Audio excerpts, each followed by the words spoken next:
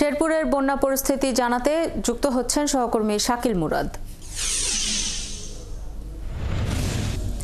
শাকিল, দুর্গত এলাকায় প্রশাসন থেকে কোনো ত্রাণ সহায়তা দেওয়া হচ্ছে কিনা সেটি জানাবেন। এছাড়াও বন্যা পরিস্থিতি নিয়ে তারা কি বলছেন?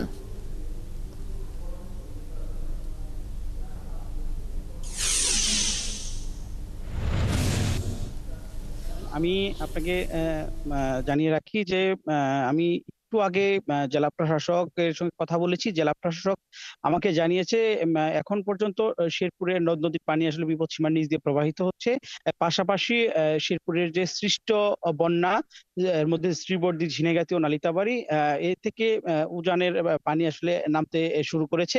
তবে পানি নামলেও নিম্নাঞ্চলে কিন্তু আসলে বেশ কিছু এলাকা প্লাবিত হয়েছে। এরই মধ্যে গাজীর খামার ও নকলা উপজেলার বেশ কয়টি ইউনিয়ন কিন্তু আসলে প্লাবিত হয়েছে।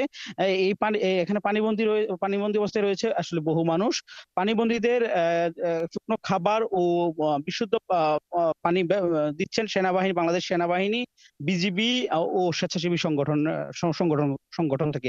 পাশাপাশি জেলা প্রশাসন থেকে শুকনো খাবার ও রান্না করা খাবার আসলে দেওয়া হচ্ছে। শাওন, আমি আরেকটি তথ্য আপনাকে জানিয়ে রাখি। শেরপুরে বর্তমানে ভোগাই নদীর পানি কিন্তু আসলে 371 সেন্টিমিটার ও চেল্লাখালী নদীর পানি বিপদসীমার 88 সেন্টিমিটার ও পুরাতন ব্রহ্মপুত্র নদীর পানি কিন্তু বিপদসীমার 524 সেন্টিমিটার নিচ দিয়ে প্রবাহিত হচ্ছে। শুধু তাই নয়, এখানকার দুটি পাহাড়ি নদী আছে, মহারশী ও সৌম্যশ্রী, সেই দুই নদীর আসলে পানি কমেছে। আপনি জানেন যে শেরপুরে যে এবার সৃষ্ট বন্যায়, এই বন্যায় কিন্তু সব থেকে বেশি ক্ষতি হয়েছে কৃষিতে।